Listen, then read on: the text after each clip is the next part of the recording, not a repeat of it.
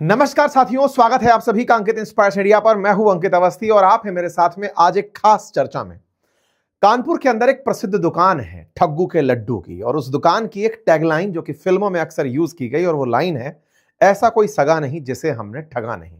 ये ठगने वाला इस बार एक व्यक्ति जिसका नाम है डोनाल्ड ट्रंप। इन्होंने जिस तरह से दुनिया में इस कार्यक्रम को चालू किया कि मैं पहले तुमसे अपनी किसी बात को मनवाने के लिए टैरिफ रूपी हथियार का इस्तेमाल करूंगा, तुम नहीं माने तो तुम्हारे साथ में मैं गलत व्यवहार करूंगा, गोले फेंक दूंगा, तुम्हारे वेपन सीज कर दूंगा, ट्रेड्स खत्म कर दूंगा, तमाम प्रकार के हथकंडे अपनाऊंगा। लोगों ने इन्हें अब तक केवल मनोरंजन के रूप में लिया। कहते हैं कि जब आप जंगल की लगी आग को देखकर खुश हों और हाथ ताप रहे हों, तो ये सोचने की आवश्यकता आपको होनी चाहिए कि कहीं ये आग जिसकी गर्मी आज आपको आनंद दे रही है, कहीं आप ही के घर को ना जला बैठे। कुछ ऐसा आज यूरोप के साथ हुआ है। आज हम जिक्र करने वाले हैं यूरोप को करनी की भरनी कैसे करनी पड़ी, या फिर यूरोप ने किस तरह से टिट फॉर टैट वाली बात को सार्थक होते देखा है। कैसे आज यूरोपियन कंट्रीज खुद अपने ही जाल में फंसते हुए, खुद बर्बाद होते हुए दुनिया को दिखाई दे रहे हैं। इसका जिक्र आज हम आपके साथ में करने जा रहे हैं। साथियों, आप सभी को ध्यान होगा कि भारत और चीन पर अमेरिका ने टैरिफ केवल इसलिए लगाए थे क्योंकि आप रूस के साथ व्यापार करते हैं। उस दौर में यूरोपियन कंट्री अमेरिका के साथ चिपक कर खड़े थे और कह रहे थे कि यूक्रेन को मारने की जो शक्ति है वो रशिया को मिलती ही इसलिए है क्योंकि चाइना और इंडिया रशिया से तेल खरीदते हैं, और इसी कारण से हमें वॉर को फ्यूल करने वाला करार दिया गया। यूरोपियन कंट्रीज ट्रंप के कंधे पर बंदूक रख करके यूक्रेन के साथ में चली जा रही थी। मैंने एक बार पहले भी आप सभी से कहा था कि इतिहास लेखन जब होगा यहां से आगे, तो सबसे ज्यादा जिसे बहुत गलत तरीके से ट्रीट किया जाएगा, जिसके बारे में जितना गंदा हो सके लिखा जा सकेगा, वो जेलेंस्की होगा। ऐसा मेरा आज का थॉट कहता है। इसके पीछे का तर्क सिर्फ इतना है कि इस व्यक्ति की हठ ने पूरे वर्ल्ड ऑर्डर को बिगाड़ कर रख दिया था। जेलेंस्की ने शुरुआत में जिस नाटो को ज्वाइन करने की हठ को रगा था, रशिया यूक्रेन युद्ध हुआ, पूरी तरह से वर्ल्ड बर्बादी के कगार पर आज जहां जाकर खड़ा हुआ है। अमेरिका को जो मौका मिला, यूरोप को जिस तरह से रशिया से अलग कराया गया, इंडिया रशिया के ट्रेड के कारण तमाम प्रकार के टैरिफ्स लगे, पूरा वर्ल्ड ऑर्डर अगर कहा जाए तो बम में आग कहां से लगी, तो एक व्यक्ति की जिद के कारण लगी। और वो व्यक्ति जब पूरी दुनिया में आग लगा दिया, उसके बाद में अपनी जिद से पीछे हट गया। आज उसकी स्थिति यह है कि वो मना कर चुका है कि मुझे नाटो नहीं जाना। खैर, उस पर कभी अलग से हम चर्चा करेंगे। फिलहाल हम वापस लौटते हैं। यूरोप की चर्चा है, तो यूरोप के साथ आज ट्रंप ने जो किया उससे पहले थोड़ी भूमिका बन जाए, और भूमिका ये कि यूक्रेन को रशिया इसलिए मार रहा है क्योंकि इंडिया और चाइना रशिया से तेल खरीदते हैं, जिसके बदले उसे पैसा मिलता है, और उस पैसे से वो यूक्रेन के ऊपर बम बनाकर फेंकता है। ठीक है साहब। ट्रंप ने यूरोपियन देशों की मंशा को माना और कहा कि तुम कहते हो तो चलो हम इन पर टैरिफ लगाते हैं। हुआ। यूरोपियन देशों ने तालियां बजाई। बिल्कुल जिस तरह से चीयर लीडर्स होते हैं, ये सब एकजुट भेड़ बकरी की तरह इकट्ठे हो जाते हैं ट्रंप के पीछे खड़े होकर के कि वाह ट्रंप, आपने तो हमारी बात रख ली। चलो आगे चलते हैं। ट्रंप ने मादुरो को उठा लिया। सब एक साथ ताली बजाने लगे कि वाह सर, आपने तो गजब ही कर दिया। वर्ल्ड ऑर्डर के लिए बहुत जरूरी था। तेल के भंडारों पर ऐसे व्यक्ति का कंट्रोल बिल्कुल नहीं होना चाहिए जो अमेरिका हितैषी विरोधी हो या फिर जो तानाशाही रखता हो। असल मायने में ये कब खुद तानाशाही की तारीफ करने लग गए थे, इन्हें भी नहीं पता चला था। इसी तरह से हाल ही में इन्होंने क्यूबा के खेल किया। क्यूबा की कहानी सुनाऊंगा मैं आपको। इसके ऊपर जल्दी एक सेशन लेकर आ रहा हूं क्योंकि ट्रंप का अगला निशाना क्यूबा है, और वो हम आपको बताएंगे। कनाडा और क्यूबा लाइन से लगे हुए हैं। अब पूरा सिंक्रोनाइज तरीके से, कल हमने आपको कनाडा की कहानी बताई थी, अब क्यूबा की कहानी पर लेके चलूंगा जल्दी ही, उस पर हम आएंगे। लेकिन उसके साथ साथ थोड़े समय पहले ही आप लोगों ने ईरान के अंदर हो रही उठापटक की खबर को ढंग से सुना था। ईरान की उठापटक में ये सब लोग ट्रंप के साथ खड़े थे, कह रहे थे कि सर बहुत बढ़िया कर रहे हैं, तानाशाही हटा देंगे आप, बहुत अच्छा हो जाएगा। इनका दिमाग चलता रहा। ट्रंप ने देख लिया कि केवल और केवल चीयर लीडर्स हैं, केवल मेरे शॉट लगने पर तालियां बजाते हैं, इनका खुद का कोई अस्तित्व नहीं है, ये सब मेरे पीछे खड़े हैं। ट्रंप ने पलट करके उन्हीं के ऊपर झपट्टा मार दिया, और झपट्टे में इन्होंने अपनी तरफ से आज जो खेल किया है वो गजब है। और खेल ये कि ग्रीनलैंड लेने की इनकी जो मंशा है, उसमें इन्होंने कहा कि ग्रीनलैंड में अमेरिका के सामने जो दखल करेगा उसको 10% टैरिफ देना होगा। इंटरेस्टिंग है, नाटो सहायक जो देश हैं, उन सभी 8 देश जिन्होंने सेना की प्रैक्टिस के लिए, अभ्यास के लिए ग्रीनलैंड में अपनी फोर्सेस भेजी हैं, उन सभी पर 10% टैरिफ का अनाउंसमेंट हो गया है। 1 फरवरी से यूरोप के, नाटो के, इसके सहयोगी अमेरिका सहयोगियों के ऊपर 1 फरवरी से 10% टैरिफ और जून से 25% टैरिफ का अनाउंसमेंट हो चुका है। ये तो खैर वैसा ही हुआ जैसा ये डिजर्व करते थे, लेकिन हमारे लिए तो ये जरूरी है कि कभी ना कभी तो इन यूरोपियन देशों की टूटी हुई रीढ़ की हड्डी में बचा हुआ थोड़ा सा भी दम अमेरिका के सामने खड़ा होने का साहस करेगा, और वो हुआ भी। ये सब जो चील कबूतर देखते हुए आपको यूरोपियन लीडर दिख रहे हैं, इनके अंदर थोड़ी सी जो बची हुई हड्डी की ताकत थी वो खड़ी होती है, और ये तुरंत प्रभाव से निकल कर आते हैं और कहते हैं कि दिस इज अनएक्सेप्टेबल। अगर आप हमें टैरिफ से डरा रहे हैं, दिस इज अनएक्सेप्टेबल। चलो फाइनली किसी के अंदर तो इतना बूता हुआ कि वो अमेरिका के टैरिफ के ऊपर अनएक्सेप्टेबल कह पाया, और एक नहीं, एक साथ यूरोप के 8 देश निकल कर आए और उन्होंने साफ कहा कि डोनाल्ड ट्रंप, आप अगर टैरिफ से हमें धमका रहे हैं तो हम नहीं धमकने वाले, और हां, ग्रीनलैंड की संप्रभुता के लिए, सॉवरेनिटी के लिए हम अब आपके सामने खड़े होंगे। यह जो स्थिति बनकर आई है, इसका इंतजार बहुत समय से हो रहा था। पहले रीढ़ की हड्डी रूस में तलाशी जा रही थी कि वेनेजुएला के संकट के बाद रशिया वालों तुम वेनेजुएला के लिए आकर खड़े होंगे, नहीं हो पाए। ईरान के लिए तलाशी जा रही थी चाइना से कि भैया तुम $400 बिलियन की डील कर कर बैठे हो। आज ईरान के अंदर सत्ता परिवर्तन के लिए वो तुम्हें याद कर रहा है कि आओ और हमें बचाओ, तुम निकल कर नहीं आए। अब तीसरी जात जो निकल कर आ रही है वो इसके लिए कि ग्रीनलैंड के लिए तो कम से कम यूरोपियन देशों निकल कर आओ। इनकी मजाक बनना शुरू हुई थी जब इन्होंने चंद मुट्ठी भर सैनिक भेजे, कहते हुए कि डेनमार्क की रिक्वेस्ट पर भेज रहे हैं। ये तो मजाक खेल रहे थे, ट्रंप ने सीरियसली लेते हुए इनको भी 10% टैरिफ से जब टिका दिया तो इनके अंदर का बचा हुआ स्वाभिमान बाहर निकल कर आया कि अरे ये तो हमारे साथ बेइज्जती हो गई, और बेइज्जती हो गई है तो अब तो हम इसके खिलाफ नहीं बोले तो लोग इतिहास में ये भूल भी जाएंगे कि कभी विश्व की ताकत ब्रिटेन और फ्रांस हुआ करते थे। इन सब के अंदर की निकली हड्डी वापस बाहर आई। ईयू के एम्बेसडर्स मिले और सबने मिलकर के एकजुट होकर के ट्रंप के खिलाफ मोर्चा खोल दिया कि आप अगर टैरिफ खेलना चाहते हो तो अब डेनमार्क की सुरक्षा और ग्रीनलैंड की सुरक्षा के लिए सब साथ खड़े हैं। आइए इस पूरी साथ की गणित को एक कल से लेकर आज तक में जो घटा है वो मैं आपके सामने लिए चलता हूं। ये है ग्रीनलैंड के अंदर वो ग्रीनलैंडर्स जो प्रदर्शन कर रहे हैं इस बात का अमेरिका के सामने, अमेरिका के जो सैन्य ठिकाने हैं उनके सामने, कि ग्रीनलैंड बिकाऊ नहीं है, ये हमारा क्षेत्र है। ग्रीनलैंड के अंदर लोग रहते हैं, ये तस्वीरों से आज आपको दिख जाएगा, और शायद ये जो जनता यहां पर दिख रही है ये लगभग 1/4 आबादी है ग्रीनलैंड के लोगों की, जो यूएस के जो सैन्य ठिकाने हैं उनके बाहर प्रदर्शन कर रही है। खुद प्रधानमंत्री जो ग्रीनलैंड के हैं वो निकलकर यहां प्रदर्शन कर रहे हैं। हमने ग्रीनलैंड पर अपडेटेड जानकारियां लगातार आपको हमारे एक और अन्य यूट्यूब चैनल अपनी पाठशाला पर दी है।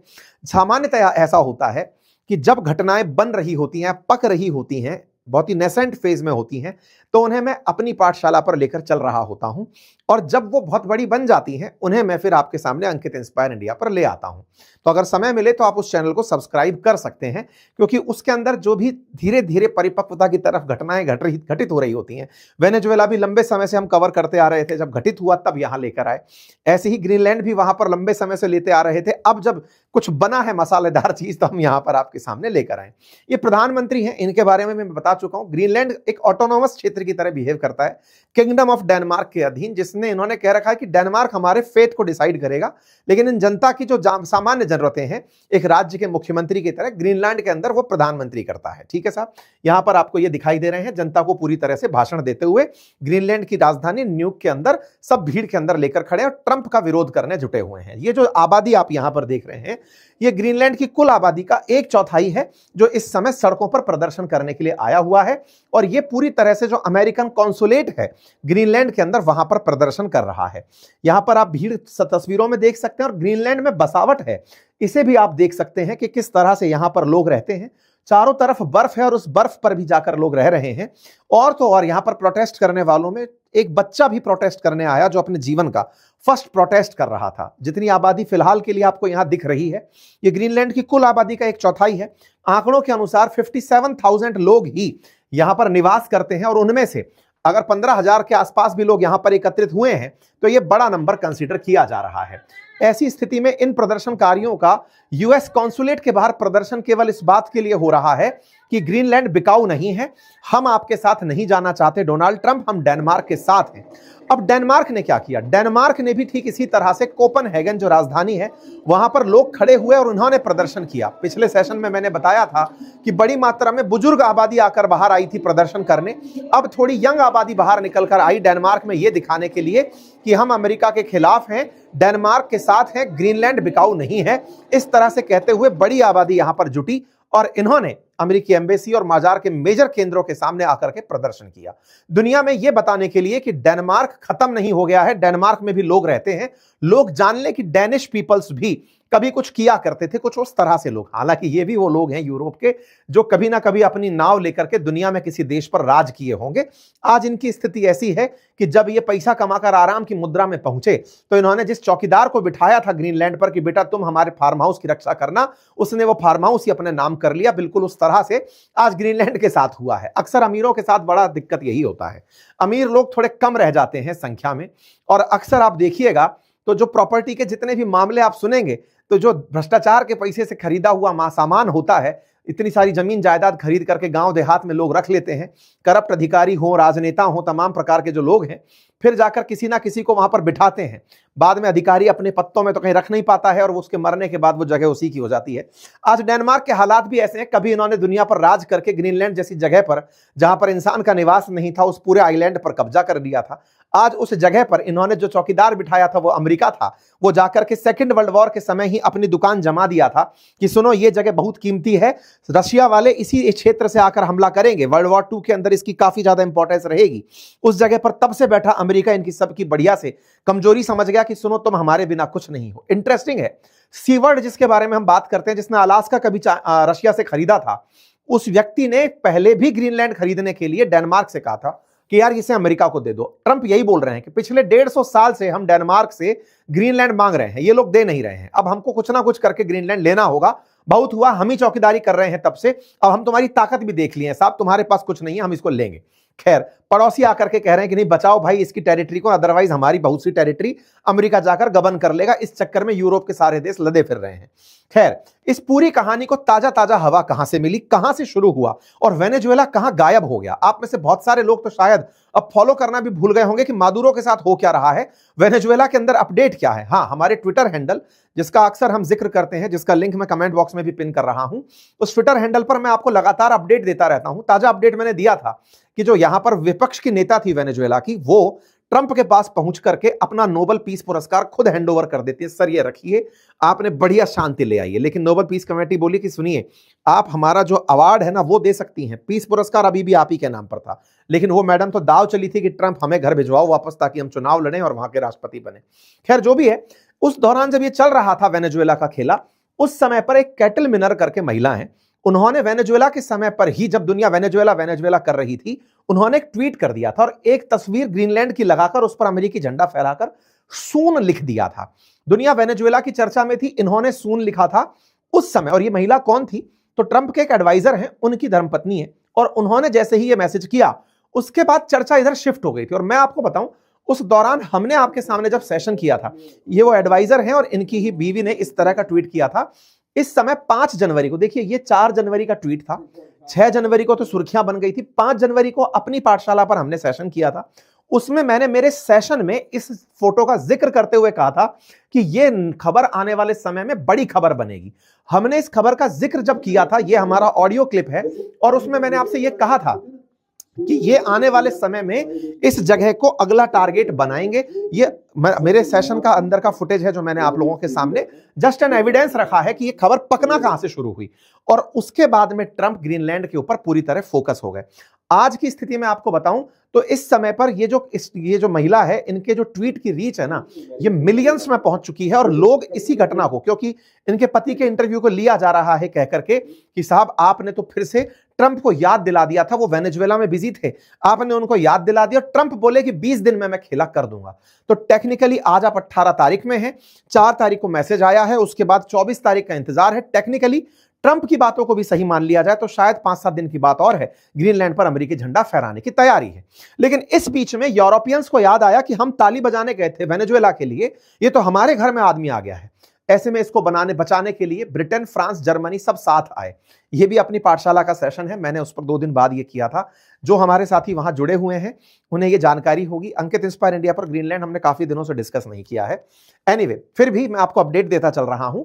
उसके बाद ये होता है कि जैसे ही ये खबर बाहर आती है, ये सब लोग एक साथ निकल कर आते हैं और कहते हैं कि यार सुनो, ग्रीनलैंड खुद नाटो का हिस्सा है, डेनमार्क नाटो का हिस्सा है, यूरोप पूरा की पूरा नाटो के अंदर मेजरली एग्री है। 32 देश हैं जिन्होंने कस्में खाई हैं कि हम पर अगर कोई हमला होगा सब मिलकर उसके खिलाफ लड़ेंगे, लेकिन हमारा ही कोई साथी हमें खाने आ जाएगा तो उसका हम क्या करेंगे। तो ऐसे में ये सब लोग इकट्ठा होना शुरू होते हैं और बार बार ट्रंप को याद दिलाते हैं कि सर देखिए, आपसे तो आपको चिंता किस बात की है कि चाइना और रशिया आकर डेनमार्क खा जाएगा या फिर ग्रीनलैंड पर कब्जा कर लेगा। सर हम तो सब नाटो कंट्री है ना, हम एकजुट होकर चलते हैं ना उसकी हिफाजत करने। कौन आ रहा है जरा बताइए। 150 साल से आप कह रहे हैं कि ग्रीनलैंड पर रशिया चाइना आ जाएंगे, रशिया चाइना आ जाएंगे, कहां से कोई आया? और अभी भी आपको डर लगता है तो हम चलते हैं ना पूरी फोर्सेस लेकर ग्रीनलैंड पर, आने देते हैं, देखिए कौन आता है, हम सुरक्षा करेंगे। नाटो के नाम पर सुरक्षा करने ग्रीनलैंड चलते हैं, क्यों आप हमसे इसे छीनने की बात कर रहे हैं? ये सब एकजुट होकर आते हैं। ट्रंप को यह बात मैनेज नहीं होती है। ट्रंप कहते हैं कि सुनो बहुत हुआ, अगर कोई भी कंट्री मुझे ग्रीनलैंड लेने में बाधा पैदा करेगा, मैंने एक नया हथियार ढूंढ लिया जिसका नाम है टैरिफ, मैं टैरिफ लगा दूंगा।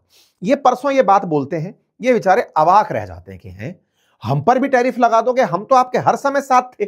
ये वो वाली बात है कि भाई भस्मासुर बना दिया है तुमने उसको। अब ऐसे में यहां पर ये आदमी सबकी सब परेशान कि हम लोग तो साथ आए थे यूक्रेन में, हम लोग साथ आए मादुरो के केस में, भारत के केस में, चाइना के केस में, हर बार तो हम आकर ट्रंप तुम्हारे साथ खड़े रहे, तुम हम पर ही लपेट दिए। तो भाई साहब इन सबको बहुत बुरा लगा। इसके चलते फिर हमने एक सेशन 15 जनवरी को आपके सामने अपनी पाठशाला पर किया था, जिसमें यह जानकारी दी थी कि इन्होंने अपनी फोर्सेस भेज दी थी ग्रीनलैंड के अंदर, इन यूरोपियन देशों ने। और जब यूरोपियन देशों ने यहां पर फोर्सेस भेजी, यह भी अपडेट मैंने आपको दिया था। फोर्सेस भेजने की ये तस्वीरें हैं जिसमें यूरोप के देश यहां पर डेनमार्क के कहने पर तस्वीर फोटो वो भेज रहे हैं, सेना भेज रहे हैं। देखिए ये सब लोग क्या कर रहे हैं, बार बार ट्वीट इस तरह से डाला ताकि ट्रंप की निगाहों से हम बचे रहें।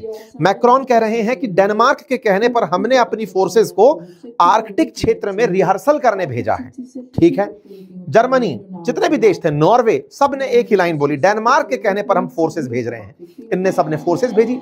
फोर्सेस यहां पर गई शुरुआत में तो यह दिखाने के लिए कि हम तो केवल अभ्यास करने जा रहे हैं ग्रीनलैंड में अगर युद्ध की स्थिति बनती है, अमेरिका से नहीं।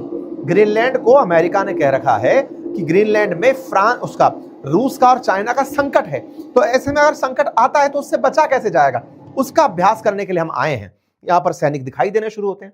ट्रंप को लगता है बेटा मेरी बिल्ली मुझको ही म्याऊ, मेरे साथ रहकर मेरे कारण से सुरक्षा पाने वाले तुम लोग, नाटो के पैसे पर सुरक्षा पाने वाले लोग आज मेरे खिलाफ अभ्यास करने आ गए हो। तुमको मैं जानता हूं, तुम रूस और चाइना के डर के लिए यहां नहीं आए हो, तुमको डर है कि अमेरिका यहां पे ना आ जाए, और तुम हो तो सभी सब लकड़ बग गए ना, तुम भी तो मीट लूटने आए हो, तुम भी तो चाहते हो ग्रीनलैंड का कुछ हिस्सा हमें भी मिले। भाई साहब ट्रंप इस बात से खिसिया गए कि अच्छा बेटा। इधर यहां पर युद्ध की रणनीति बनाते हुए कुछ तस्वीरें बाहर आ जाती हैं। यहां पर बैठ करके मेजर जनरल, जिन्होंने कभी अफगानिस्तान में अमेरिका के साथ मिलकर, डेनमार्क का मेजर जनरल जो जाकर अफगानिस्तान में अमेरिकी सेना के साथ में जाकर युद्ध लड़ा था तालिबान के खिलाफ, वो यहां पर सेना लेकर पहुंचा है। उसी के नेतृत्व में सारा अभ्यास चल रहा है। जब उसके नेतृत्व में सारा अभ्यास चल रहा है, मेजर जनरल सोरेन एंडरसन है, इनसे पूछा गया कि क्या आप अमेरिका के खिलाफ लड़ेंगे। इन्होंने कहा देखिए हम राजनीतिक बयानबाजी से दूर हैं और ये हाइपोथेटिकल सिचुएशन है फिलहाल के लिए तो, लेकिन हाँ हमारा काम दिया गया है कि हम अभ्यास करें, हम अभ्यास करने आ गए। युद्ध किससे लड़ना है नहीं पता, इसको तो पता है ये आदमी युद्ध अब भी नहीं लड़ेगा, बड़ा स्मार्ट आदमी है। युद्ध अभी तक के काल में वास्तव में पीस पुरस्कार के नाम पर युद्ध नहीं लड़ रहा है, ये आदमी स्मार्ट गेम खेल रहा है। मादुरो को उठाकर ले आया, ईरान में बॉम्बर B2 बॉम्बर फेंककर बम फेंकाया, जहां जाना होता है वहां पर जाकर के काम करके चला आ रहा है। युद्ध खुद के हाथ से शुरू नहीं कर रहा है। गाजा के केस में बेचकर चला आया गाजा को, इजराइल को धप्पा बोल दिया है, उसका भी सेशन लाएंगे हम कल। उसमें भी इजराइल के साथ खेला कर दिया इस आदमी ने। वहां पर एग्जीक्यूटिव बोर्ड में शामिल होने के लिए देशों से कहा है कि $1 बिलियन दोगे तो हम तुमको साथ में लाएंगे। गाजा का तो इसने जो हालत मचाया, मतलब ये आदमी एक नंबर का नेगोशिएटर बनकर आया भाई। ईरान और गल्फ कंट्री, GCC कंट्रीज जो है ना, उनको इसने इतना त्रस्त कर लिया कि मैं ईरान पे गोला फेंकूं, वो सब बोले सर मत मारो, ईरान को अगर आप मारोगे वो हमको मारेगा, हमारा पूरा ट्रेड रुक जाएगा। भाई साहब उल्टा ऑफर दे दिया कि बेटा ऐसा है कि अगर मैं उनको मारने गया, ईरान को मारा, तो वो तुमको मारेगा। तुमको बचाना चाहते हो अगर तुम, तो मैं गाजा लेने जा रहा हूं, चुप रहना। भाई साहब ये बेचारे इसके दबाव में आकर के ये सारे जीसीसी कंट्री जो मुस्लिम वर्ल्ड के बने घूम रहे हैं ना, अपने आप में सब चुप्पी मारकर बैठ गए। गाजा की खबर सुन रहे हो आजकल? कहीं कोई खबर नहीं आ रही। ये आदमी कंप्लीट गाजा बेचने के प्लानिंग में चल रहा है, क्लीन स्वीप कर रहा है, वहां पे सफाई मरा दे रहा है, इजराइल को भी साइड में हटा दे रहा है कि सुन गाजा पे मैं बैठूंगा। और अच्छा, गाजा का जो स्ट्रेटेजिकल लोकेशन है वो बड़ा खास है, मेडिटेरेनियन सी के बिल्कुल पूर्वी किनारे पर अगर अमेरिका का बेस हो, इससे बड़ा क्या होगा? मिडिल ईस्ट में आज अमेरिका को इजराइल झेलना पड़ता है क्योंकि उसे मिडिल ईस्ट पर अपना कंट्रोल रखना है। वो कह रहा है मैं खुद का बनाऊंगा शहर, तुम क्या कर लोगे? ये अलग चल रहा है भाई। ये नेगोशिएटर तगड़ा है। मोदी जी को बोला था इज ए ग्रेट नेगोशिएटर, लेकिन सीख गया है ये। ऐसे में भाई साहब इन्होंने अपनी तरफ से कल निकल करके बढ़िया मुंह धो करके ट्वीट मार दिया कि सुनो सेना भेजने वालों, तुम्हें लगता है कि तुम बढ़िया से ग्रीनलैंड की हिफाजत कर सकते हो? तुम्हारे पास 2 कुत्ता गाड़ी हैं डेनमार्क वालों, जिससे तुम वहां की सुरक्षा करने की सोचते हो। अंदर तक जानता हूं कुछ नहीं है, तुम्हारे हींग की कोथड़े में बांस ही बांस है। ऐसे में 8 देश मैंने देख लिए हैं जो डेनमार्क का साथ दे रहे हैं। Denmark, Norway, Sweden, France, Germany, UK, Netherland और फिनलैंड। सब समझ जाओ तुम सबके ऊपर मैं टैरिफ का गेम खेलूंगा। 10% टैरिफ 1 फरवरी से, साथ देने की कीमत, क्योंकि तुम लोग नहीं चाहते कि डेनमार्क हमें ग्रीनलैंड दे, तुम उसे उकसा रहे हो। लो बेटा 10% टैरिफ दो। और हां, यही स्थिति बनी रही तो 1 जून से 25% टैरिफ देना होगा। भाई साहब ने धमकी भरा पत्र जारी कर दिया। यह धमकी की कल्पना कभी भी यूरोपियन देशों ने नहीं की थी कि यह हमारे साथ कैसे कर सकता है। ये बेचारे सबके सब देश, ये तो चीयर लीडर्स थे, ये तो ट्रंप के साथ वाह ट्रंप वाह के नारे लगाया करते थे। G7 में खड़े होकर के अपने आप को बड़ा सूटेड बूटेड समझते थे। कल मैंने आपको कनाडा के हाल बताए थे कि मार्क कार्नी कैसे चाइना जाके शरण लिए, प्रभु बचा लो हमको, हमारी बेइज्जती हो रही है। अब ये सब के सब मैं आपको बता रहा हूं, यहां से आगे आने वाले समय में हो सकता है ये सब के सब जाएं और चाइना रशिया से खुद जाकर कहें कि सुनो यार हमें साथ ले लो, क्योंकि वो आदमी हमें खाने निकला हुआ है। और मैं आपको बता रहा हूं, अगर ये हालात बने रहे और ट्रंप नहीं सुधरे तो दुनिया में जैसे ट्रंप अभी टैरिफ खेल रहे हैं ना, इसका रिवर्स खेला होगा। रिवर्स खेला होगा, दुनिया के सारे देश लामबंद होकर के एक्सपोर्ट बैन मार देंगे। अमेरिका को जो मेजर एक्सपोर्ट करने वाले कंट्री हैं, Canada, Mexico, European union, China, अगर ये सब एक हो जाएं एक बार में और ये सब कहते हैं कि अमेरिकियों तुम्हें हम सामान बेच ही नहीं रहे, तुम्हें हमको धमकी क्या दे रहे हो? भाई आज मैं आपको बताऊंगा कि यूरोप कितना ट्रेड करता है अमेरिका के साथ में। अगली स्थिति जो बनेगी ना, ये एक्सपोर्ट पर टैरिफ मार दें तो अमेरिकी वैसे ही खत्म हो जाने हैं। खेला अब उल्टा चलेगा, लेकिन ट्रंप अभी इस खेले के लिए लोगों को इतना उकसा रहे हैं, सबके हित हैं और सब यही सोच रहे हैं कि मेरा घर उसका घर जल रहा है तो मेरा क्या। लेकिन अमेरिका ने किसी को भी अलग से कोई एडवांटेज दिया नहीं। रशिया जैसा ट्रीटमेंट चाइना और इंडिया को दे दिया, रशिया जैसा ही ट्रीटमेंट अब यूरोप को मिल रहा है।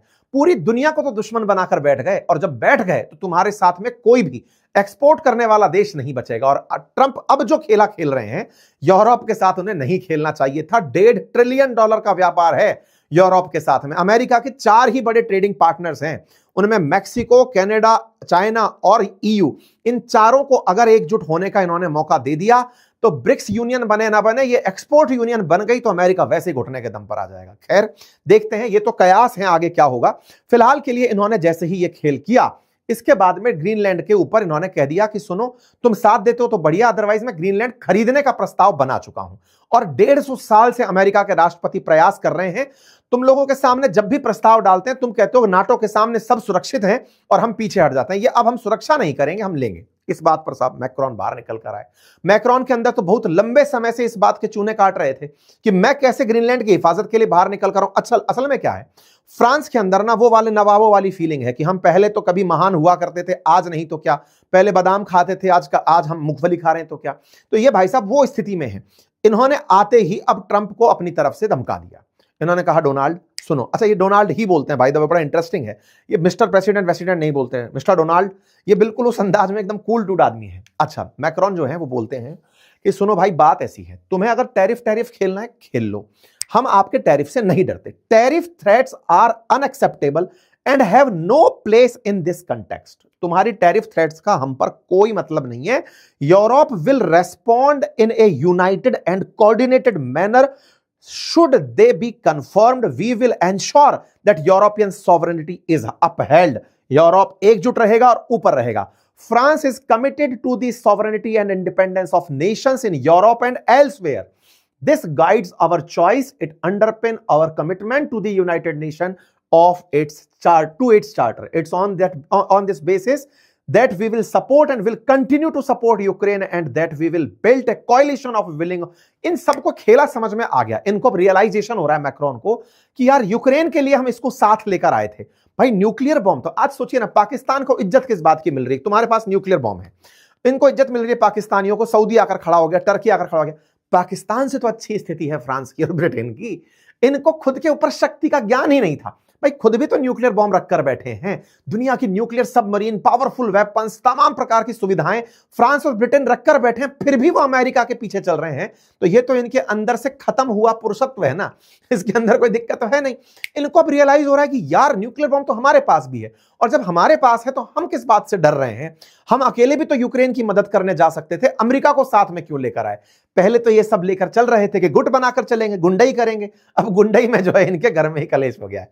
इसके बाद में निकल करके यूरोपियन यूनियन की उर्सुला वॉन डेन आती है, सेम वही, tariff would undermine transatlantic relation and risk a dangerous downward spiral. Europe will remain united, coordinated and committed to uphold its sovereignty. इनको अब यूरोप पर ही संकट दिखाई देने लग गया है। कजाकलास, कीर स्टारमर, अलेक्जेंडर स्टब, सब एक साथ बाहर निकल के धाम धूम जिन जिन के ऊपर लगा, सब एक साथ एक ही प्रकार की लाइन, जैसे सोशल मीडिया एक ही आदमी हैंडल कर रहा हो, इनका एक साथ सबके एक जैसे मैसेज निकलकर भाता है।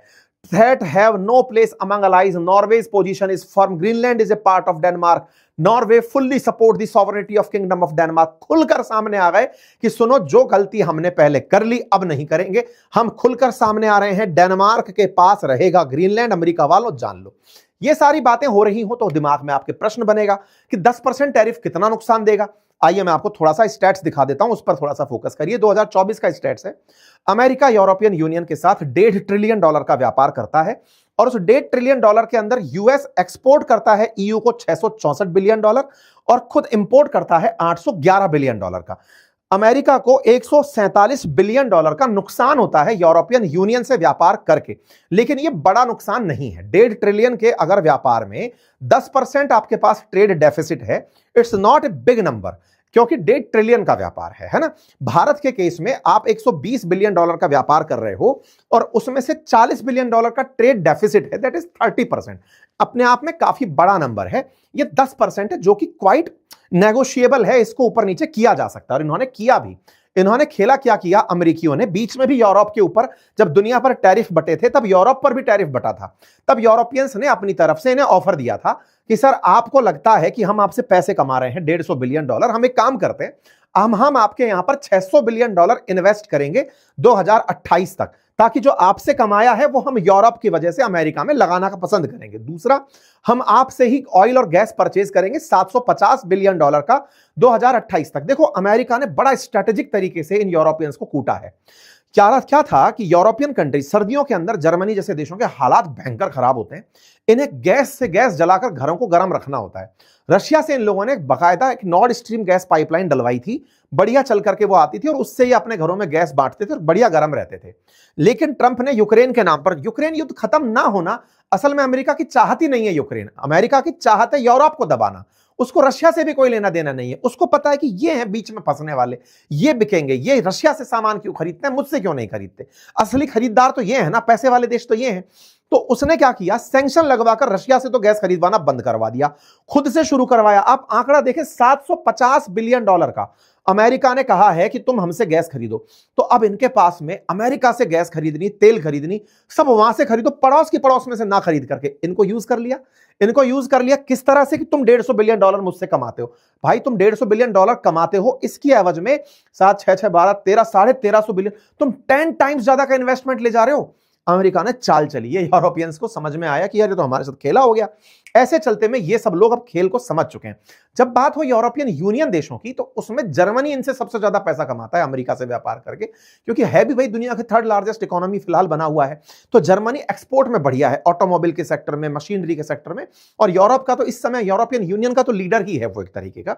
तो ऐसे में यहां पर इन्होंने यूरोपियन यूनियन में एकजुट होकर के अमेरिका के खिलाफ अब स्थिति बना ली है। कोई बात नहीं साहब, ऐसे में ये खबर जब बनती है तो तब इस पर प्रतिक्रियाएं आना शुरू होती हैं। लोग अमेरिका के अंदर भी लिखना चाहते हैं कि भाई ये ट्रंप कर क्या रहे हो। एक अमेरिकी सीनेटर लिखते हैं कि destroying our closest alliance to take Greenland, अपने सबसे निकटतम सहयोगियों को अमेरिका ऐसे कैसे कर सकता है। पूरी तरह से there is no credible reason to threaten to take Greenland. ये अमेरिका के अंदर न्यूज चलना शुरू होती है कि भाई इससे केवल और केवल पुतिन को फायदा हो रहा होगा, वो खुश हो रहे होंगे। आज तो इस खबर को सुनने के बाद इंडिया में बैठे लोगों को फायदा हो रहा होगा, खुशी हो रही होगी कि इंडिया ने जो स्टैंड लिया ना वो बहुत बढ़िया स्टैंड था, क्योंकि इस व्यक्ति के सामने अगर कुछ भी बोलते तो हम अपना नुकसान कराते। शांत रहे, अपने आप जल रहा है खुद की आग में। तो ऐसे में इंडिया अभी तक 50% टैरिफ झेल रहा है। ठीक है, तुमको जो लग रहा है करते चलो, हम साथ में चल रहे हैं। ऐसे में पुतिन केवल सेलिब्रेट कर रहे हैं क्योंकि उन्हें पता था कि ये आग एक दिन इन लोगों को खुद जलाएगी, और वो जल रहे हैं। इस बीच में सबका अपना अपना, लेकिन वही है, ट्रंप के दीवाने कुछ और भी तो हैं। तो ट्रंप के दीवाने इस बात से खुश हो रहे हैं कि ट्रंप आपने बहुत अच्छा किया, लेकिन कुछ मस्करे हैं, वो ब्रिटेन को याद दिला रहे हैं कि ब्रिटेन देखो तुम्हारे ही तो लोग थे ना जो कभी जाकर के अमेरिका बसे थे। एक काम करो, एक तगड़े पत्रकार है, बढ़िया 8.7 मिलियन इनकी फॉलोइंग है, ट्विटर पे बड़ी नंबर होती है ये, वो लिख रहे हैं कि ब्रिटेन को ना अमेरिका वापस ले लेना चाहिए, क्योंकि तुम्हारे ही लोग जाकर बसे थे ना वहां जाकर के। ये कोलंबस गए थे यूरोप से निकल करके, तभी तो अमेरिका बसा था। कहो कि अमेरिका को हमें वापस दे दो, हमारा अपना है अमेरिका, तुम्हारा पास अमेरिका वापस आ जाना चाहिए। लोग मजे ले रहे हैं। अब इस बीच में एक और न्यूज निकल कर आती है कि यार ऐसा क्यों नहीं करते। आज अमेरिका के ऊपर लगभग $7 ट्रिलियन का डेट है।